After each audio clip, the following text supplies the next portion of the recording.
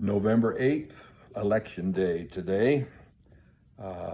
Vicki and I voted a few minutes ago, so we did our civic duty, and I've talked about that in a previous video, but so we won't rehash that one. But I used to tell my government kids and political science kids that I had two Christmases every year, one on December the 25th, the other one on Election Day. It's a pretty exciting day to see, what the mood of the country is and how it's moving, to more progressive or liberal tack or back to more conservative. I suspect this one will be a much more conservative manner, given the fact that these last 2 years have not been positive in terms of inflation and government spending and foreign relations and energy independence as opposed to dependence. I mean, there's a lot of crime in the streets. There's lots and lots of things that haven't gone on too well, and I suspect that the party in power will feel the will of the people today. I believe that will be the case. We'll see. When I get done driving tonight at about 9 o'clock, I'll turn on the television and watch the returns until all of them are in. Very often I'd stay up on a presidential election, for example, maybe until 3 or 4 in the morning, and then get up and go to school and talk about the election returns in class. So it's a fun day. It's a fun day for me.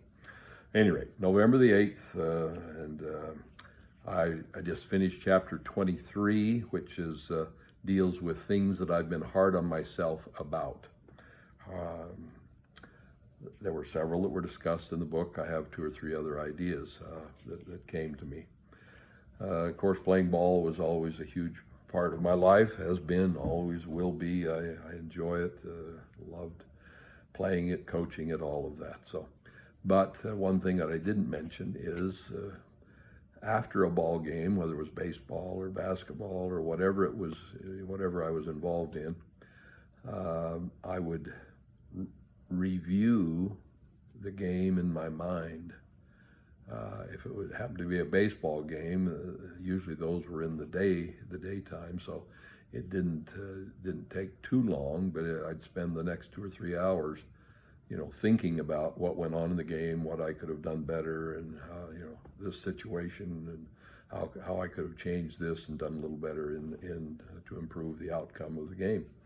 If it was a basketball game, those didn't happen till in the evening, and so they'd get done at 10 o'clock at night. We'd go eat after the game, and then I'd review the game till 2, 3 in the morning, tossing and turning. Couldn't turn my body and my mind off until 2 or 3 in the morning, and then very often we would play the next night or day, and being lack of sleep and so forth, and if we had to travel to another venue to play the game on Saturday night, say on Friday we played, I'd stay up till 2 or 3 reviewing the game. It wasn't that I purposely wanted to do that. I just couldn't turn my body and my mind off till that time of night, and didn't get a whole lot of sleep. Then we'd play the next day or the next night, and it wasn't conducive to peak performances and so forth. So I always had difficulty with that. Along that same line, I coached in tennis and softball and football and so forth in the school district here. We won lots and lots of games or matches. We did well, but it's interesting that the things I remember most are the negative things in all of these situations. I don't know what that says about me. I don't think I'm a negative person, but it was hard on myself if I made some errors in the game that I played, or when I was coaching, I focused on those situations much more so than the things when I did really well or scored baskets or pitched a good game or whatever it is, or coached a good game. We won lots of games and matches when I was coaching, but Let me give you two examples here. I was coaching the softball team. We went to state tournament every year. I remember one year particularly, we had a good team, but we were playing the number one team in the state in the first round of the state tournament for whatever reason, Coeur d'Alene. And they were very, very good. In the top of the first inning, my girls did well, and we loaded the bases. In the top of the first inning, had a chance to score some runs and get this number one team in the state down a bit and have a pretty good chance of winning. There was nobody out. We had no outs. And a girl got up, and it was 2-2. The pitch was 2-2. And she swung and hit the ball over the shortstop's head. And I was coaching third base, and I was certain that it was going to land in the grass, and we would be able to score some runs. So I told, when I determined that it was not going to be caught, I instructed the girls to run, of course, and score the runs. But the shortstop was extraordinarily quick. She got back and did a snow cone catch, fell down, laid on the grass, jumped and caught the ball, and of course, the girls, my runners, were running from third and second and first, and so make a long story short, she caught the ball, threw the ball to third, the third baseman threw the ball to second, and they got a double play out of the whole deal, a triple play out of that. Triple play. They got an out with the catch, threw the ball to third, doubling up. The runner did not tag, per my instruction, and the runner at second did not tag, per my instruction.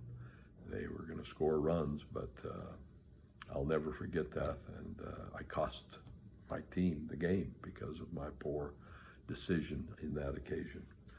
One other one, we had a good pitcher, and she pitched a couple of games in the state tournament, and we'd done well.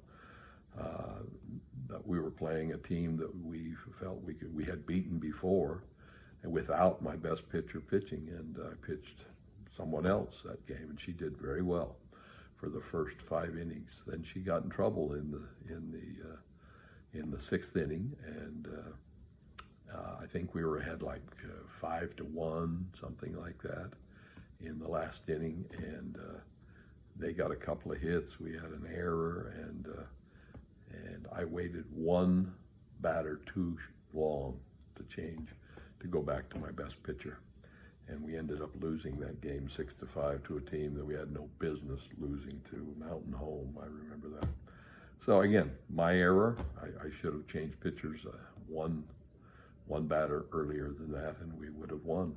But again, I cost my team the game in a very important situation. So those are, we won lots of state tournament games. We won lots of games, but those are the two, that I remember more than any other, because I was pretty hard on myself as a result of those two. All right, now one other thing, and I even hesitate to even mention this one, because this is a flaw in me, total flaw in me. I have gone home teaching my whole life, ministering since the new program came out. But to be brutally honest with you, I have never really, really enjoyed home teaching or ministering. That is my error. I'm sure I haven't caught the vision of the program. I mean, there's many of the families that I loved, and we loved going to them. And when I was there, it was great. I prepared lessons and all of that sort of thing. But my attitude, and we served them. We went and helped them with things around their homes and all of that sort of thing. So it wasn't like we never did go home teaching or ministering, but I never really, really enjoyed home teaching or ministering. I don't know why that is. I may have a clue, however, with this last one. In my lifetime, I have had lots and lots and lots of acquaintances I mean, I enjoy people. I enjoy talking to them. I have no problem talking with them and enjoying them and so forth. But I've had very few close friends, real close friends in my life. Lots and lots of people that I know and are acquainted with and enjoy, but not a whole lot of really close friends. I don't know why that is. The only thing I can think of is, friends do things with friends, and maybe our lack of money in our lifetime didn't allow us to go out to eat with our friends or go to a concert or go on a trip or something. When we did all of those things, we tended to do them with our family, which that's great and so forth. But I don't know if that's the total reason, but I had lots of acquaintances, but not a whole lot of friends. And I'm kind of a little hard on myself about that one as well. Okay, well, that's that chapter. Thanks very much.